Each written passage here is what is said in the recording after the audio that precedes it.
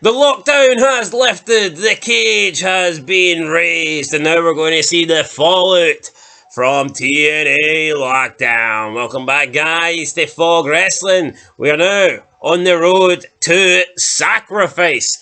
But who was Sting willing to sacrifice tonight? He had two potential opponents for Steiner and Jarrett at Sacrifice, but it turns out both of these guys ain't going to wrestle because Jarrett never won the game show. He never picked what was behind door number 1 or door number 2. I'm getting tunnel vision tonight. It was like it was the greatest game show in wrestling history. We've had the guy that spun the wheel on the Raw guest host shows in 2009, but this was good. You know what? Makes this work. It was an absolute mess, but I was entertained. And yeah, you know what was it? You look back and you're like, what the hell is this shit? But for me, give me this over something boring in WWE today or wrestling today.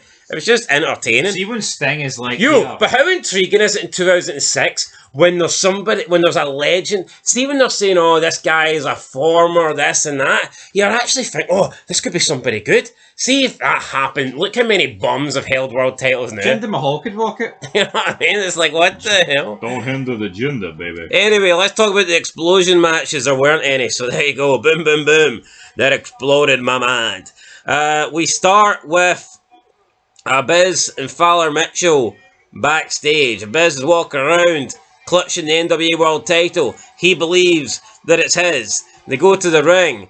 Fowler James Mitchell cuts the possession is 9-10 for the law promo, and he's got possession of the belt, so he does. The law is with them. It looks like a pretty shite belt. My opinion will not change on that till they actually change the belt itself. Fowler James Mitchell then say he challenges anybody to come out and take the belt for Abyss, and this challenge gets accepted from Rhino. Well, we get a gore. No, but we do get a match. Abyss versus Rhino. Bobby Roode gets involved, and he hits a Northern Lariat from behind, taking down Rhino. Then Abyss hits a Black Hole Slam for a 1, 2, 3, and he holds up the NWA belt that doesn't belong to him, but he is currently in possession of. But don't worry, the real champion, Christian Cage, comes out. He hits the ring, attacks Abyss. Fowler James Mitchell does a runner with the NWA belt. Christian Cage gets on the mic.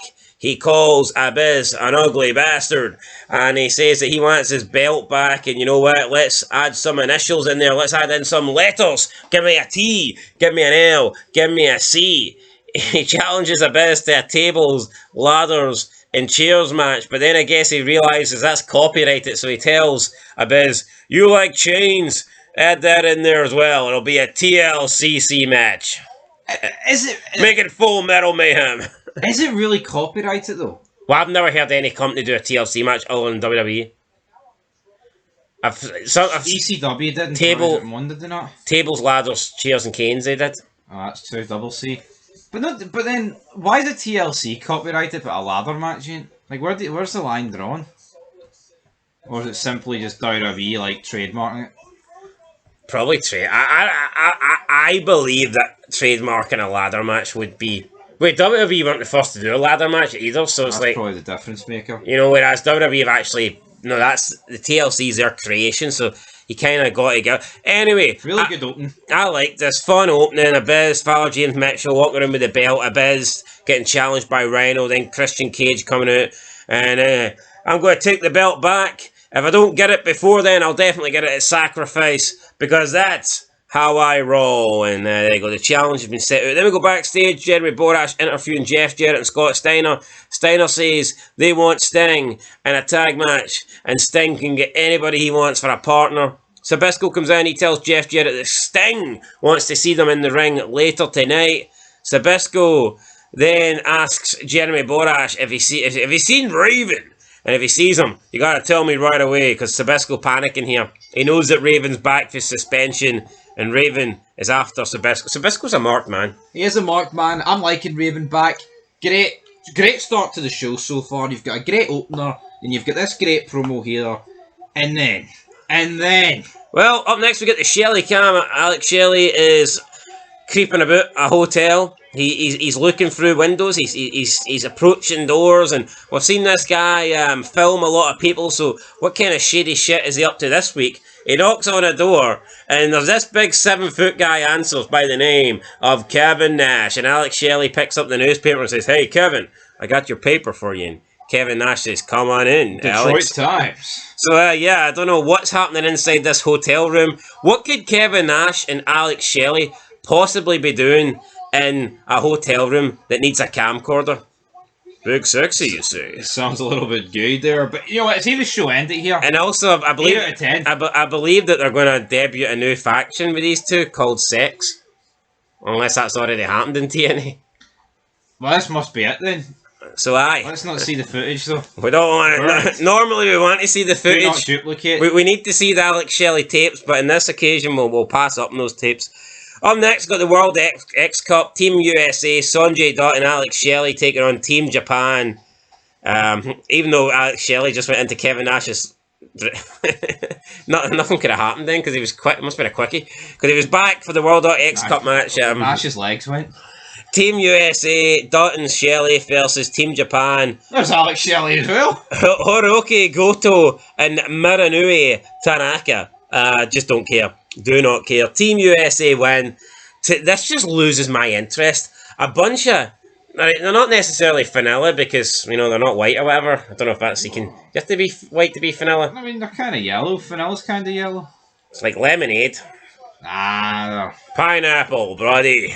Anyway, point is that this is just a bunch of... there's a flavour I'm getting, and it's shite. I mean, that's what I'm getting. Nothing happening here. Just a bunch of guys. No, this is the biggest problem with TNA, right? You kick off with stars, man. You're talking world champion Christian. You've got a Biz. You've got Rhino. You've got James Mitchell who can talk the talk. You've got Steiner. You've got Borash and Sabitsko and Jarrett. Then you've got Alex Shelley, who's actually like one of the better X Division guys, going to Kevin Nash's hotel. Because he's doing shit other than just wrestling in a ring and then flips and super and kicks. then look at this. Anyway, Throwaway fucking match. USA in a win, tournament that and no one cares about. they get 2 points on the board for anybody that's keeping note. Right. Then we get an interview with Jeremy Borash. But I think Jeremy Borash is 100% underrated as an interviewer. Absolutely. See, for me, it's like I think all the good interviewers kind of died around the Ruthless Aggression ending. But Jeremy Borash is one of the guys that I think can hold a candle to, you know, like Prime Coach and all this, and guys like that. Absolutely. I think Jeremy Borash is right up there. Another guy with very good facial expressions. Alright, Jeremy Borash sells everything. He's backstage with Styles and Daniels. Styles talks about America's Most Wanted, facing them inside the cage at lockdown, saying they've been able to get away with shit because they're hanging about with Jarrett, but no more. He's falling asleep now.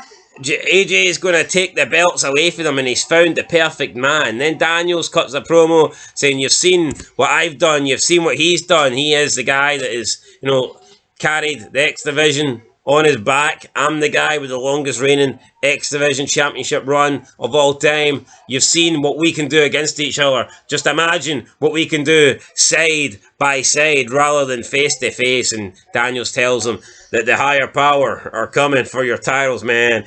You know what? I think Daniels is a good promo guy. He is. It's just, yeah. See if TNA never started bringing in all the WWE guys and WCW guys. Maybe Daniels could have been a world champ. But then maybe we wouldn't have watched. So I mean, there is a big, massive scale system there. But you know, I'll take it. But I think Daniels is alright. This was actually a pretty good promo. Daniels is underrated. I didn't really like the Fallen Angel stuff though. No. I prefer Daniels when he's just been... Seeing the triple threat match, he was just the guy to take the pin. Yeah. Unbreakable.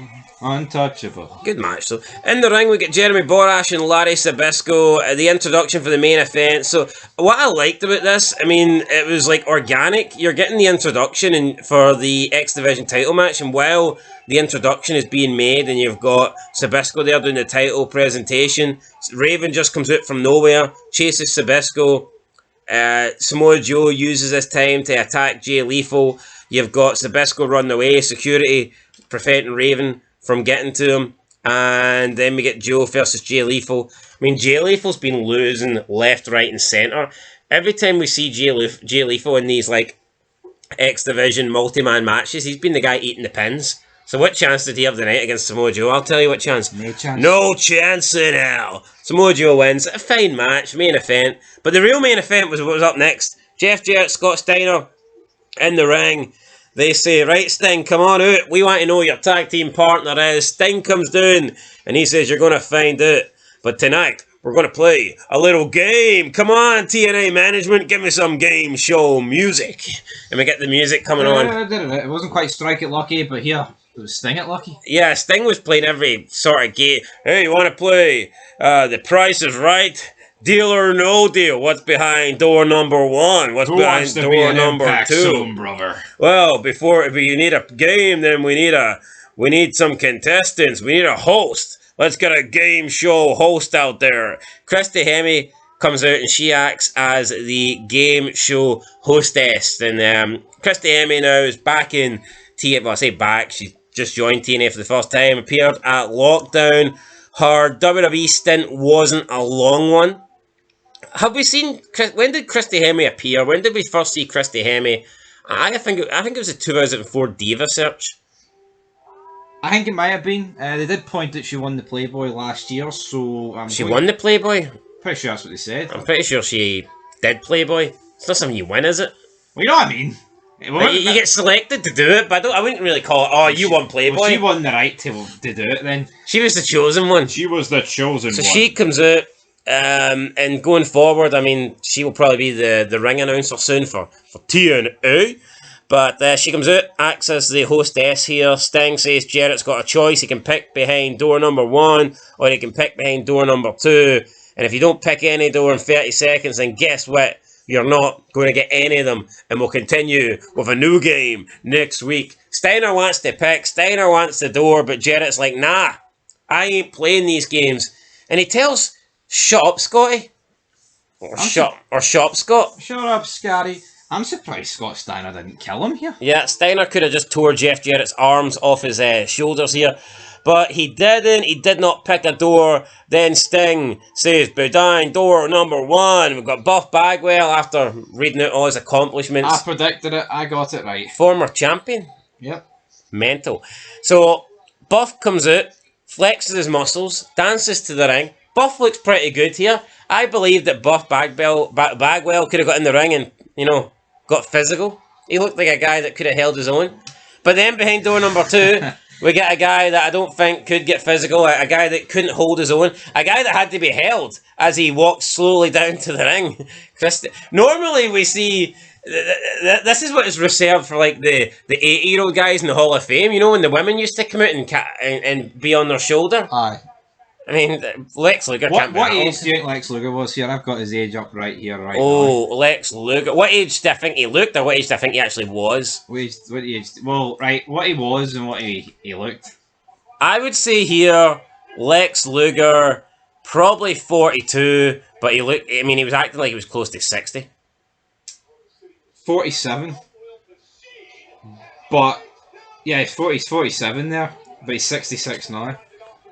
Alright, so Lex Luger must have been a bit older then than...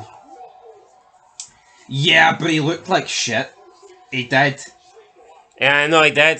Like, I don't know when Lex Luger, got paralysed and all that, but he is, No, but the thing is... When you compare it to wrestling today, compare him to Hogan, compare him to Flair, compare him to fucking Sting. Yeah, I was just about to throw Sting out there. It's kind of mad how health and stuff can play a factor in your... Just look at someone like Sting.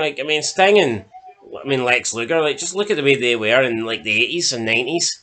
Aye. And then you look at Sting's older than him, I believe, by 1 year. So. Yeah, Sting I think's older, and then you look at Sting still wrestling, still competing in 2023. Yeah. 2024. And what was Lex Luger doing by 2024? He retired in 2006, so... So, it's just kind of... I can't imagine he was working proper matches in 2006. No, I can't imagine. I think it's just a personality or something. What I would say is, though, is that if they've whipped out Buff Bagwell and Lex Luger this week, it almost suggests to me that someone bigger the following week. But then, if it's a game, Hulk Hogan's not walking out during a fucking game show. I know it's not Hogan, but you know what I mean? It's not going to be Hogan. Yeah, but it's kind of mad how you just look at some of the look at the legends. Some get to their 60s and still look in great shape. Some get to their 60s and they look like they've been dead 10 years. So I guess it's just maybe genetics, Yeah, luck, but see with Lex Luger, health right, issues, health problems. It's not that he particularly looked. I mean, he did look old, but he looked sick. He didn't look 90. He looked sick, and I think there's a difference. No, I think so. It looked like Steiner was saying to Jarrett, "I told you, you son of a bitch, we should have picked door number 2. I think that's pretty much it. No, to save Steiner, look, the Steiner recliner on Lex Luger at this point. Don't think he's breaking free. No, I don't think he is. Something might be breaking, but won't be the lock, the hold, the grip. Anyway, this rating, guys, TNA, decent show. I think after lockdown, I enjoyed it. Good start, good ending. The middle. I mean, I say the middle. The only thing that was really bad for me was but it doesn't matter because it's like a 7-8 minute period at the middle, and it just it's. I think it'd be better if it was almost at the beginning and you just got it over and done with. Yeah. But it's the way it's bang in the middle of the show and just. I'm gonna give it a. I liked it. It was a mess, but you know what? I liked it. I'll give it a 6 out of 10. I think it's 6. I'll give it a 7. Honestly, if you take out the really shit World Cup match and put a hardcore match between Sabu and Jeff Hardy, could elevate it to an 8. But yeah, it's a 7, so 6.5. Who's going to be behind door number 3 next week? Who Tune knows, in. but promising. TNA's getting better, I think. Each week, I think it's getting better. Yep, and it's only going to get better. So that's it, guys. Till next time. Peace.